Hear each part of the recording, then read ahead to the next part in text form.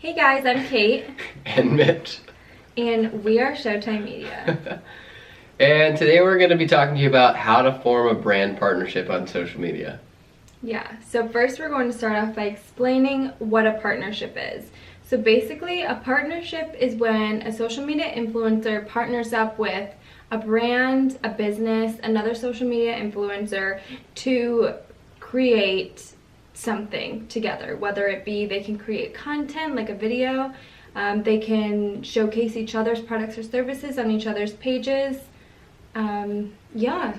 And for those of you that aren't familiar with it, the people that are making money on Instagram partnering with brands, when you see like a sponsored post, that's what they're doing. They're creating a partnership with brands, they're creating a partnership with businesses where they're actually being paid to post that business's product or service. Yeah, so basically what it's called is influencer marketing or social media advertising, social media marketing. I think that's all the terms that I've heard so far. Yeah, that's pretty, it's basically called influencer marketing. So, why don't you explain a little bit about how you go about developing one of those relationships from an influencer side and from a business side? Okay, so we're going to start off with the influencer side.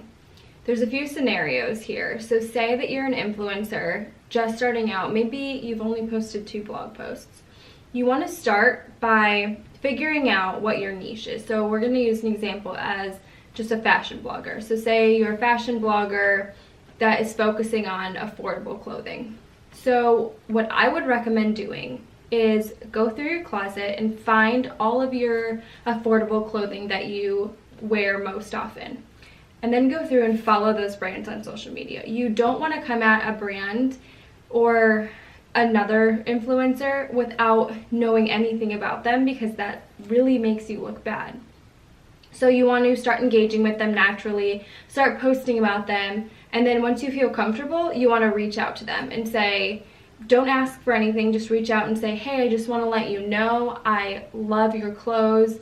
Here are a few of the shots that I've styled. Don't ask for anything, just say, I just wanted to let you know. And then see what they say. If they respond, they do, and then if they don't respond, that's fine too. And then give it a couple more months and then reach out to them again and say, hey, so I've been posting your stuff and this is how it's been doing and this is how my audience is responding. I would love to work something out where we can partner together. Please let me know.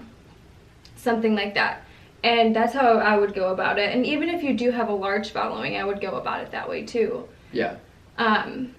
The key takeaway from that whole thing is to not ask for their business on the very first contact. It's the same as like if I'm reaching out to a company to try and sell our services to them, I'm not, cold calling them on the phone and asking them in the first 30 seconds to sign up with us and start working with us for social media marketing. That's just not the way that it works. It's the same as a sales process. It's just on social media. So it's been made into this casual social thing, but really it's just a sales process. So you have to treat it like one. You have to treat it very professionally. Yeah. So think of it as like door-to-door sales. Someone comes knocking on your door and they're selling you something that you've never heard of before. Most likely you're not going to buy it. But if it's something that you're familiar with and you've seen before, then maybe you're going to be more interested in buying it.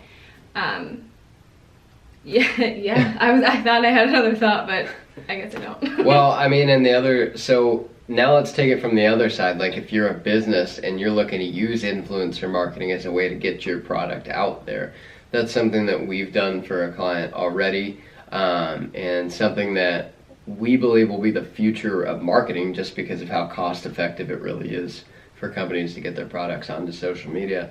How would you go about forming that relationship, or how do you go about forming that relationship as a business? Yeah, so I think it's a little bit easier as a business. I think that you find a list of influencers that you want to work with. I think that you give them a follow as well. You want to look at their content, you want to really understand what their mission is and how that lines up to your mission.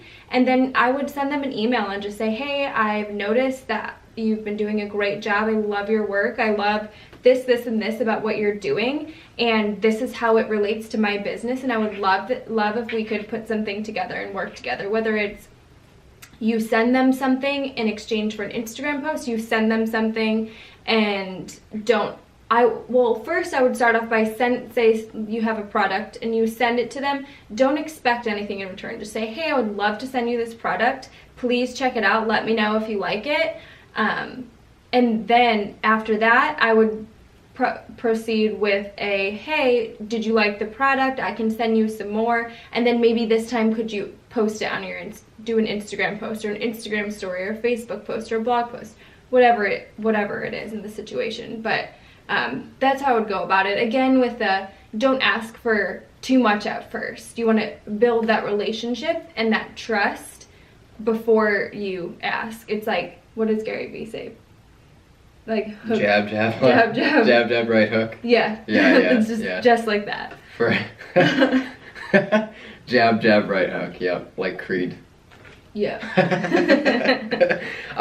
One thing that's really important that happens quite a bit that you might not think of is make sure that you're getting all these agreements in writing. Like if you're forming a partnership, even if it's a small one, even if it's not for any money, make sure that there's a written agreement so that, if what you're getting in return is posting to a large audience, that you're getting those posts, because we've seen it happen where somebody gets free product or a discount on product, something like that, in exchange for posts to their large social media audience, but then those posts never happen. And you do not want to be that person, because then, you've essentially wasted all the effort that you've put in this influencer marketing partnership, and you don't want that to be the case. Yeah, you want a written contract and try to make it equally beneficial to both parties. You don't want one person with 1 million followers posting about a product and then you not paying them for it. I mean, that's not fair, because they worked hard to get those loyal following. I can't talk today. Get that loyal following.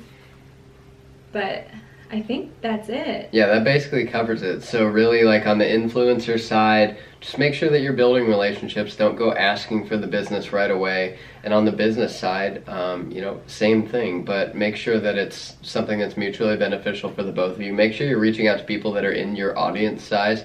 If you have 500 followers as a business and you get 20 likes on your pictures, you might not want to reach out to people with like 1 million followers. They're probably not going to respond. It's not going to work.